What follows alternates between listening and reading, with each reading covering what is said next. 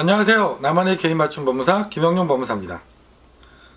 이번 시간에는 저희가 그 개인 파산 면책 절차를 진행할 때 가장 중요하게 제출하게 되고 또 법원에서 검토하게 되는 자료 통장 거래 내역, 이것이 그 어떤 용도로 제출해서 검토를 하게 되는지, 그리고 어느 범위까지 이 통장을 검토를 하고 계신지, 이 부분에 대해서 설명을 드리도록 하겠습니다.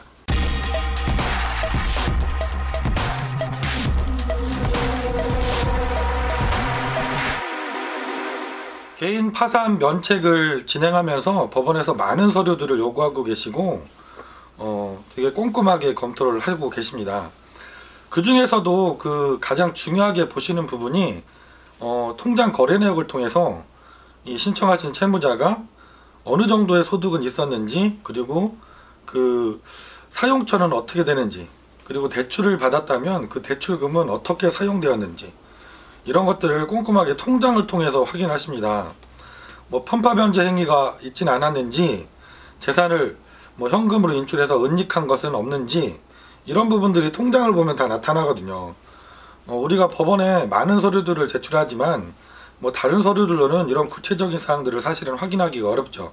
그러다 보니까 법원에서 꼼꼼하게 가장 보시는 부분이 통장 거래 내역, 그리고 카드 거래 내역, 이걸 통해서 소비와 지출, 여기에 대한 부분들을 꼼꼼하게 보고 계신 거죠. 그렇다면 그 법원에서는 이 통장을 제출 요구를 하시는 부분이 어디까지인지 이것을 설명을 드리겠습니다.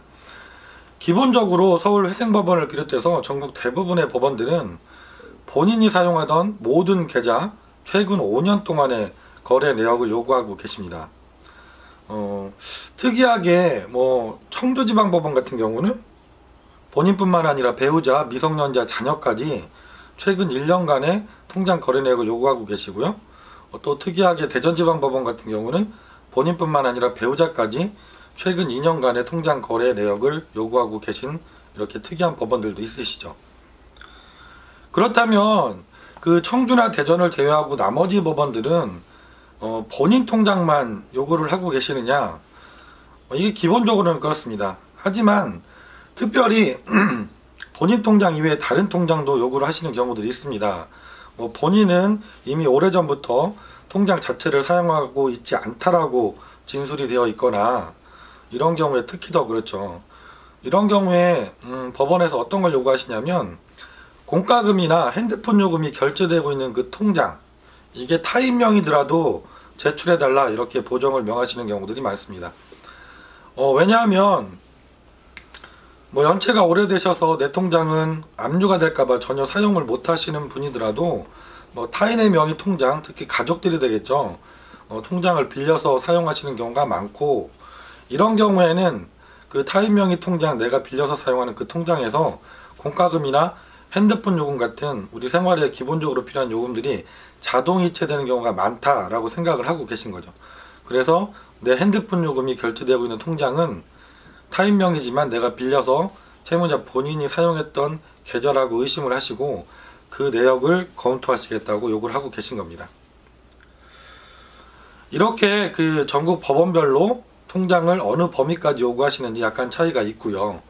또 대부분의 법원 같은 경우는 이 내 명의 통장이 없더라도 타인의 명의 통장까지도 이렇게 제출을 요구하셔서 실제로 이분이 수입은 얼마나 있었는지, 그리고 지출된 내역은 어떤지, 이런 것들을 꼼꼼히 검토를 다 하고 계시고, 이 통장 거래 내역 때문에 면책 절차에서 문제가 생기는 경우들이 종종 발생을 하고 있습니다.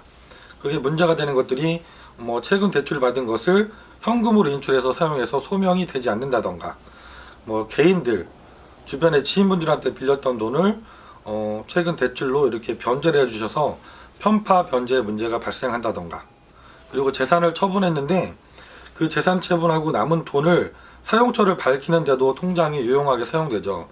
근데 그 사용처가 정당하게 인정되지 않는다던가, 이렇게 통장 거래 내역을 통해서 검토하는 부분들은 아주 다양하고 많이 있습니다. 그래서 제가 이제 상담을 기본적으로 진행하면서 이렇게 최근 대출이 문제가 된다던가 여러 정황이 보이면 상담 오시는 의뢰인께 통장 내역을 좀 뽑아갖고 오시라 그래서 제가 일일이 이렇게 검토를 해드리고 진행하게 되는 경우들도 많이 있는데요.